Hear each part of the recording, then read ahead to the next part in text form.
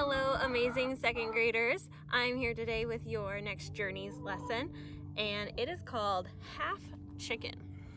It was written by Alma Florada, illustrated by Kim Howard.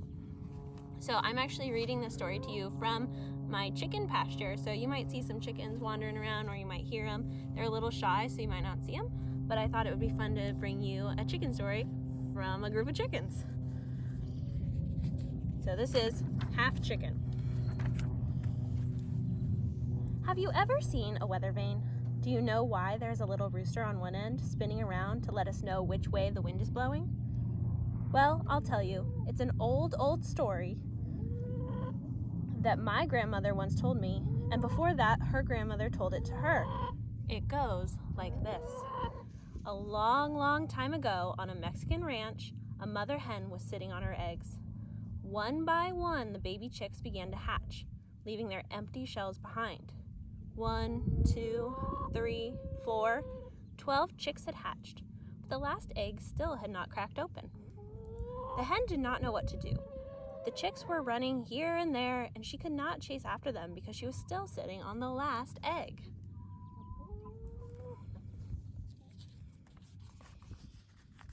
Finally, there was a tiny sound. The baby chick was pecking at its egg from the inside.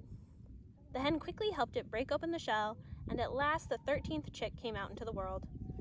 Yet this was no ordinary chick. He had only one wing, only one leg, only one eye, and only half as many feathers as the other chickens. It was not long before everyone at the ranch knew that a very special chick had been born. The ducks told the turkeys told the pigeons told the swallows, and the swallows flew over the fields, spreading the news to the cows grazing peacefully with their calves, the fierce bulls, and the swift horses.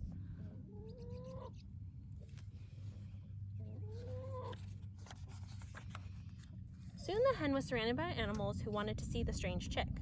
One of the ducks said, "But he only has one wing." And one of the turkeys added, "Why, he's only a half chicken." From then on, everyone called him Half Chicken, and the half chicken, finding himself at the center of all this attention, became very vain. One day, he overheard the swallows, who traveled a great deal, talking about him.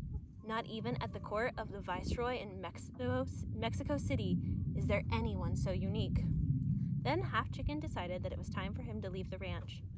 Early one morning, he said his farewells, announcing, Goodbye, I'm off to Mexico City to see the court of the viceroy." And hip hop, off he went, hippity-hopping along on his only foot.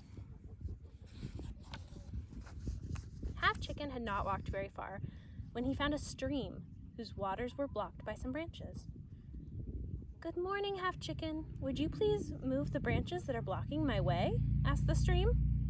Half Chicken moved the branches aside, but when the stream suggested that he stay a while and take a swim, he answered, "I have no time to lose. I'm off to Mexico City to see the court of the viceroy."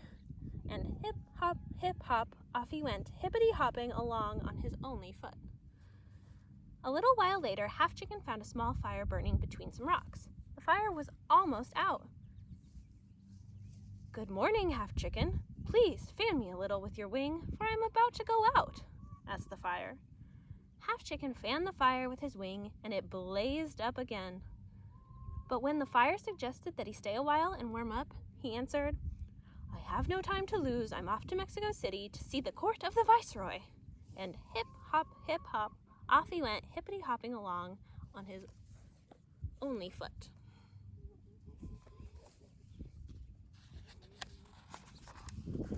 After he had walked a little farther, Half Chicken found the wind tangled in some bushes. "Good morning, Half Chicken. Would you please untangle me so I can go on my way?" asked the wind. Half Chicken untangled the branches, but when the wind suggested that he stay and play and offered to help him fly here and there like a dry leaf, he answered, "I have no time to lose. I'm off to Mexico City to see the court of the viceroy." And hip hop, off he went, hippity-hopping along on his only foot. At last, he reached Mexico City. Half Chicken crossed the enormous great plaza. He passed the stalls laden with meat, fish, vegetables, fruit, cheese, and honey. He passed the Parian, the market where all kinds of beautiful goods were sold. Finally, he reached the gate of the Viceroy's palace. "Good afternoon," said Half Chicken to the guards in fancy uniforms who stood in front of the palace. "I've come to see the Viceroy." One of the guards began to laugh. The other one said, "You better go in around the back and through the kitchen." So Half Chicken went hip hop around the palace and to the kitchen door. The cook who saw him said, "What luck! This chicken is just what I need to make a soup for the viceroy." And he threw Half Chicken into a kettle of water that was sitting on a fire. When Half Chicken felt how hot the water was, he said, "Oh, fire, help me! Please don't burn me!" The fire answered, "You helped me when I needed help. Now it's my turn to help you. Ask the water to jump on me and put me out." Then Half Chicken asked the water, "Oh, water, help me! Please jump on the fire and put him out so he won't burn me." And the water answered, "You helped me when I needed help. Now it's my turn to help you." And he jumped on the fire and put him out. When the cook returned, he saw that the water had spilled and the fire was out. "This chicken has been more trouble than he's worth," exclaimed the cook.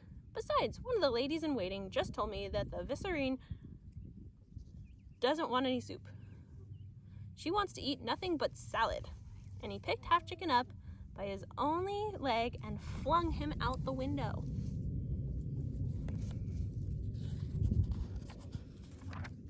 When Half Chicken was tumbling through the air, he called out, "Oh, wind, help me, please." And the wind answered, "You helped me when I needed help. Now it's my turn to help you." And the wind blew fiercely. He lifted Half Chicken higher and higher until the little rooster landed on one of the towers of the palace. From there you can see everything you want, Half Chicken, with no danger of ending up in the cooking pot. And from that day on, weathercocks have stood on their only leg, seeing everything that happens below and pointing whichever way their friend, the wind, blows. The end. I hope that you guys are practicing your reading and working hard, and thanks for joining me. Sorry, no chickens decided to join in the shot, but I think you might have heard them. Thanks for joining me. Bye, guys.